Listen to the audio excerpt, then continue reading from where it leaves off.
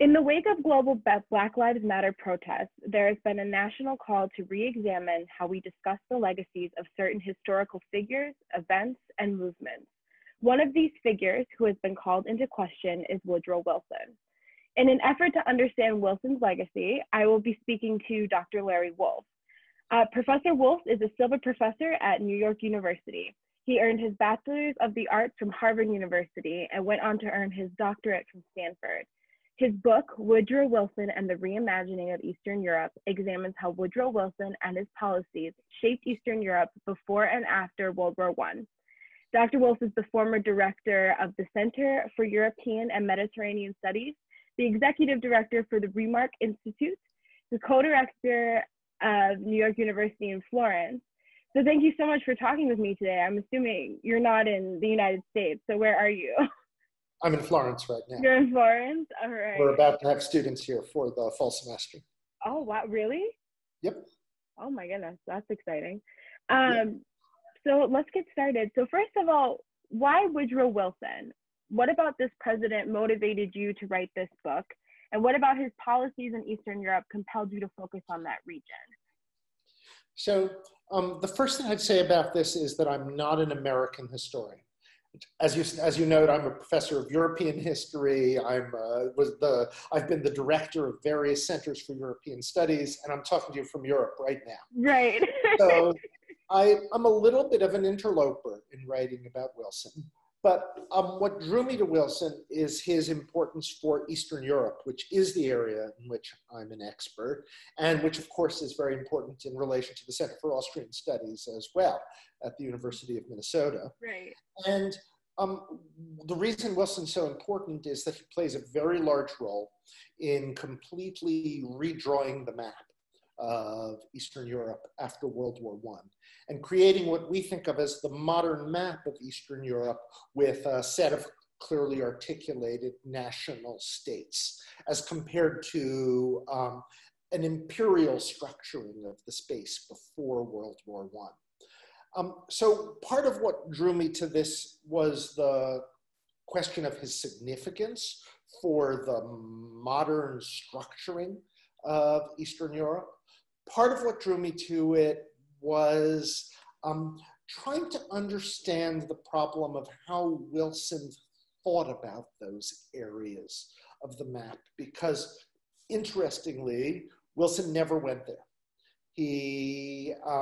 His statue, right, his sculptures of Wilson were all over Eastern Europe after World War I, but he himself never set foot in any Eastern European lands. So it was a little bit a problem for me as a historian of thinking about the role that the imagination plays, the role that the intellect plays, the purest kind of intellectual history, in which this is really all based on his study, his imbibement of intellectual materials, and his imaginative projections onto the mapping of places that he himself never laid eyes on. And that was what I thought was a really interesting problem to work on. So can you set the stage for us? What is happening around the time of Wilson's presidency in Eastern Europe and globally?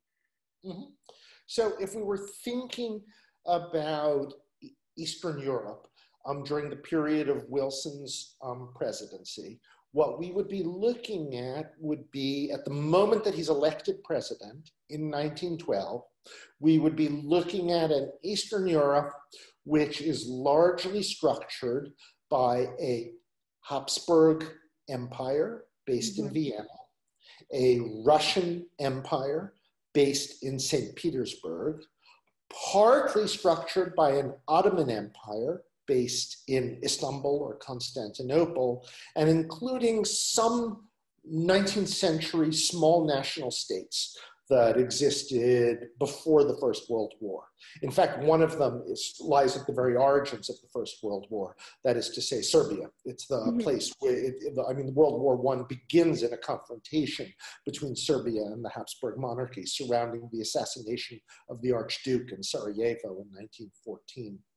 So if we were thinking about Eastern Europe, we'd be thinking about a couple of small national states an overwhelming preponderance of large multinational empires that structure that space. And the Eastern Europe that emerges at the end of World War I is based more clearly on the principle that Wilson called national self-determination, in which you try to create a map in which states correspond to national communities. And that would be the large transformation that takes place. In a way, the most striking one is the reestablishment of Poland on the map of Europe. At the moment that Wilson is elected president in 1912, there is no Poland on the map of Europe, and has not been for more than a century. End of World War I, Poland is reestablished as a national state on the map of Europe. And Wilson plays a large role in that. It's one of his 14 points of January 1918, that as a consequence of the war, an independent Poland ought to be established. Interesting. Is there a reason that he focused on Poland so heavily? It was just an interest? Well, there's a larger community of national Poles in Eastern Europe. It's probably one of the largest nations in Europe. And it was at the time one of the largest nations in Eastern Europe. And at the time of the war, Poland was divided among different empires: the Russian Empire, the German Empire, and the Habsburg Empire. So the idea of an independent Poland was a sort of resolution to that problem of the ways in which the Polish people were divided among different sovereignties. But I mean, it would also be true that Wilson was a little bit responsive to the fact that there were Polish American communities in the United States who were voting in the election of 1916. So there was actually some lobbying pressure on Wilson. This was not only true in the case of Poland, but it was perhaps truest in the case of Poland, that they would have been, as they were the largest national, or one of the largest national communities in Eastern Europe, they would have been one of the larger immigrant communities in the United States. Interesting. So what summarizes Wilson's policies regarding the Ottoman Empire and Austria-Hungary before World War I? So what is his vision for Eastern Europe and Europe in general at this time? So the first thing we would say about Wilson is he's not very interested in Eastern Europe before World War I. It plays a very small role in his thinking. One of the things that's interesting about this is that all the knowledge that he acquires about Eastern Europe is kind of a crash course in self-education that he imposes on himself. Beginning basically in 1917, and he's ready with an enormous amount of expertise by the time he gets to the Versailles Paris Peace Conference at the beginning of 1919, in January of 1919. The one piece of interest that he has in Eastern Europe, going back to his student days at Princeton in the 1870s, was his interest in the Ottoman Empire, which he regarded with a certain horror as a student. The Ottoman Empire, because to him it seemed despotic, right? A despotism ruled by a sultan, but it's also based on a certain amount of Christian anti-Muslim prejudice. It was a Muslim empire that ruled over many Christian peoples. And this was a large political issue in England in the 1870s. And it's one that Wilson followed closely as a student at Princeton. So if there was one political view, or we could say political prejudice, that he brings to his thinking about Eastern Europe, even before World War I, it's a hostility to the idea of the Ottoman Empire, a hostility to the idea of its lingering presence in Southeastern Europe, and the rule of the Sultan over Christian peoples in Southeastern Europe. And if we were thinking about the story of Wilson's intellectual development over the course of the war, it's about his gradual appreciation, or we might better say construction, of the ways in which the Habsburg case parallels the Ottoman case. Both of them understood as empires, multinational empires, in which national groups are looking for autonomy or independence from their imperial rulers. So after World War I, Wilson is an advocate for the independence of small countries such as Serbia.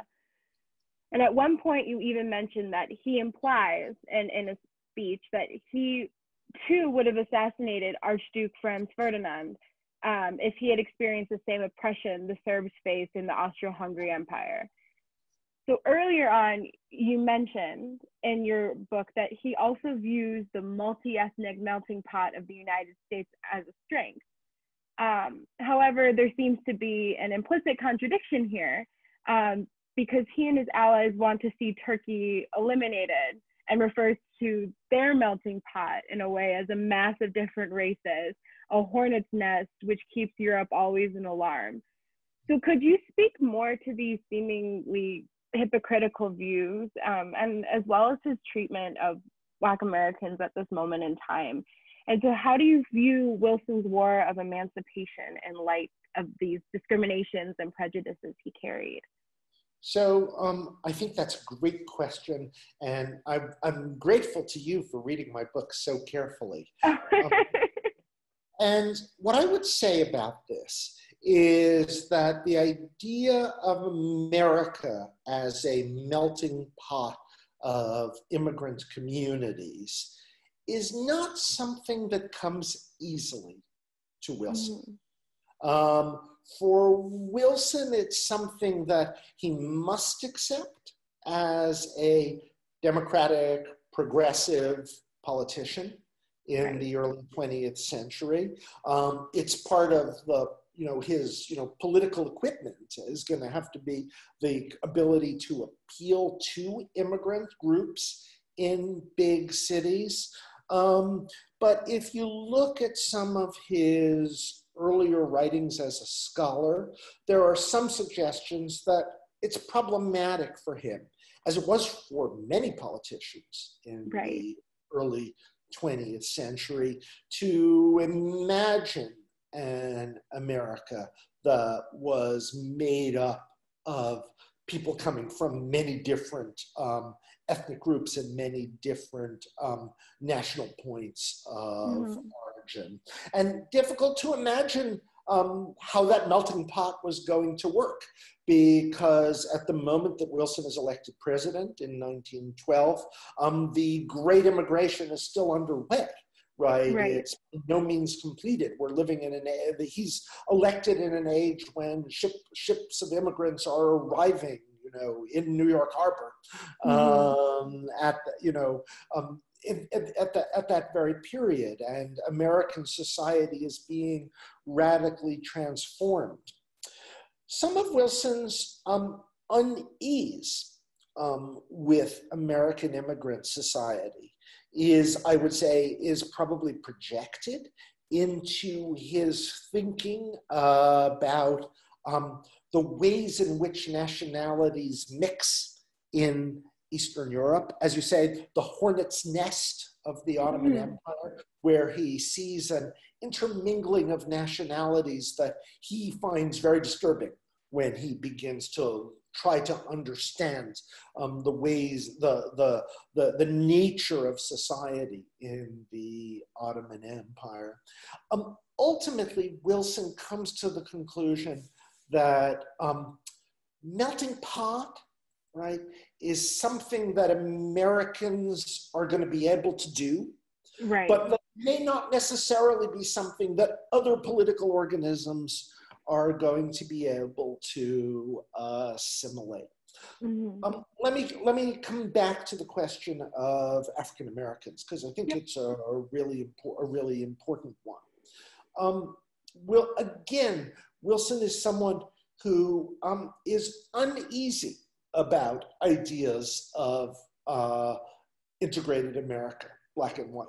Wilson is born in Virginia. He's born just on the eve of the Civil War, right? His family has Confederate sympathies, right? No surprise when he's a child. And although he's a progressive in the early 20th century, black and white is really hard for Wilson. And as I'm sure you know, as everyone now knows, Wilson plays a very significant role in the resegregation of the federal government. And although he's progressive in many ways over the course of his presidency, he's certainly not progressive with regard to race relations, and is in many ways backward looking. What I think is curious about Wilson is that some of his ideas about segregation parallel some of the ideas that he has about nationality when he thinks about Eastern Europe. That is to say, when he looks at national problems in Eastern Europe, and I should say that the word nation for Wilson, right, he very often will substitute the word race in his writings. Those are often words that overlap very easily for him and for a lot of people discussing these issues in the early 20th century. These nations, these peoples, these races, they use those words fairly casually. They don't carefully define them, and they use them often interchangeably. I think that if we were looking at Wilson and trying to get a handle on the way his very pernicious views of segregation in the United States coexist with what we sometimes think of as his progressive views on nationality in Europe, one of the things we might say about Wilson is he believes that sometimes people find it hard to live together. And the idea of dividing Europe up into separate national states is not the same as the idea of being sympathetic to the practice of segregation in the United States, but there are some points of contact between those ways of thinking. That is to say, we could characterize Wilson's principle of national self-determination in Europe as a kind of principle of national segregation. That is to say, different peoples should be separated out into states of their own. And if I were wrestling with this very difficult question of how to put together these seemingly incongruous sides of Wilson's thought, one of the points I might look at would be the very casual ways in which he moves back and forth between the word nation and the word race. So what does his Reimagine Eastern Europe look like? Like, what's his ultimate goal, and was he successful in achieving it? And you kind of touched on it. It seems like it was separation, right? So, like separating different people. His idea, his goal is breaking up empires and dividing Europe up into multiple national states. Ideally, one state, one nation. They correspond with each other. That's national self-determination. Okay. So whether he succeeds is a tricky question. He succeeds in the sense that if we look at the map of Eastern Europe today, it does look like that, like a national map of many small states, most of them corresponding to individual nations or majority nations in some cases. On the other hand, the actual map that Wilson helps to create after World War involve several states that he thinks of as national states, but that have broken up since then into new national components. I'm thinking of the most famous Wilsonian creations, which are Czechoslovakia and Yugoslavia, right? Which Wilson played a large role in helping to create in 1918 after World War I. Countries where he was celebrated as a national hero, where squares were named after him, where sculptures and statues were put up to honor him. Countries where he was seen as a kind of father of the new country, but countries that no longer exist, countries that broke in the 1990s.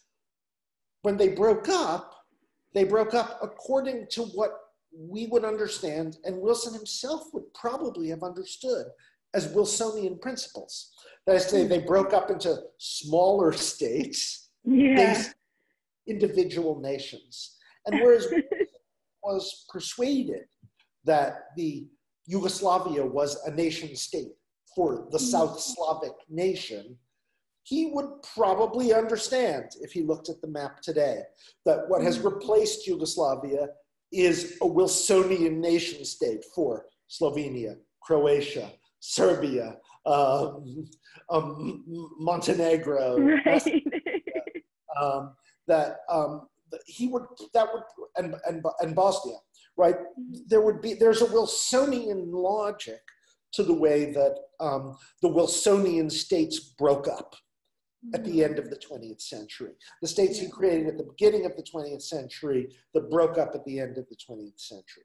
The other failure of Wilsonian Eastern Europe, and this has to be said, and I'm not the first to say it, is that in creating an Eastern Europe of small national states, replacing the old empires, he created a series of national states that were first susceptible to the economic penetration of other countries, and notably interwar Germany, and then became countries that where Hitler exercised first his economic influence, then his political influence, and then conquered, right? And those Eastern European countries either became victims of Hitler or allies of Hitler over the course of the 1930s and the 1940s. And we would have to say from a geopolitical point of view that the dividing of Eastern Europe into multiple small nation states was a failure over the course of the next generation. So how has his foreign policy, particularly regarding Eastern Europe, impacted our world today in 2020? And how would you assess his legacy in Eastern Europe today? So what I would say about Wilson in Eastern Europe today is first, I would reiterate that the map that we look at in Eastern Europe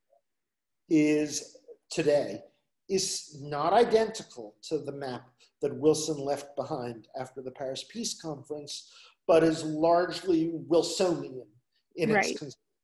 That is to say, it's largely based on the idea of national self-determination with different kind of states for different nations. So that would be one large impact. Second large impact, and this is something that I think people don't always appreciate, is that Wilson's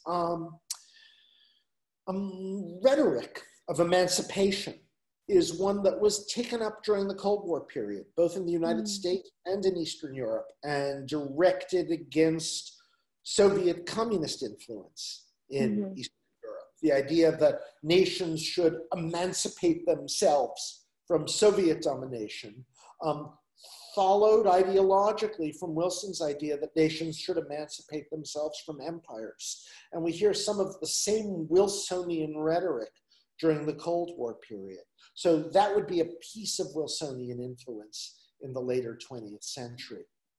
Wilson's statues were all taken down by the Nazis and taken down by the communists.